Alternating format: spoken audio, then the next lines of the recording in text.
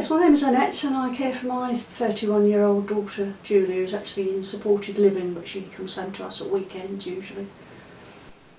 And what's your daughter's condition?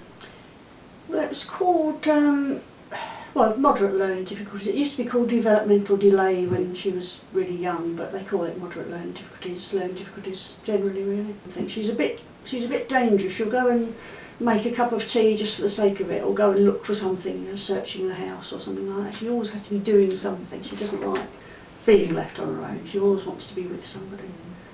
What's the most frustrating thing about being a carer, would you say?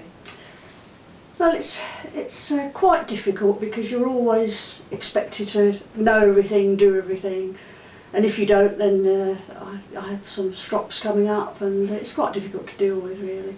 That's very frustrating, and it's quite a responsibility as well, always thinking what she's doing, because I've found it's quite difficult if she's not actually with us, but she's often ringing up and saying, oh, what can I do about this? And it's quite worrying. I found it more worrying actually when she's not around than I did when she was, because I knew when she was coming in and knew exactly what she was doing. It's quite difficult to get used to when they're not living with you. So what would you say was the main highlight of being a carer for your daughter? I think feeling needed, feeling wanted still, to a certain extent, but sometimes too much.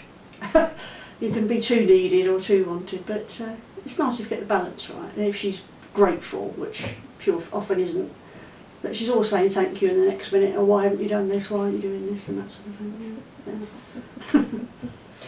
What would you say the impact your caring role has on you and on your husband, sort of physically and emotionally? It's quite tiring now as we're getting older, yeah. It's physically and mentally demanding. A bit more mentally probably, because we're constantly thinking about what she's doing all the time and whether she needs help.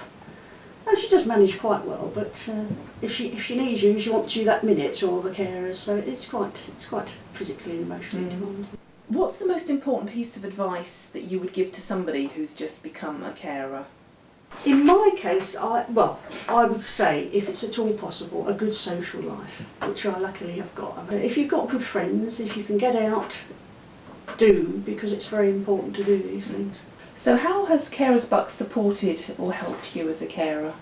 Well, knowing that it's always there is a good thing, and I go to the Hadnam support group, and that's very helpful. I've made some new friends through that, and we chat and we have courses, and it's all very nice socially really, and I think it helps everybody that goes. You've all got different caring roles and we discuss them, and we feel better for doing so. And, so knowing it's all there at the end of the phone as well, it's very useful.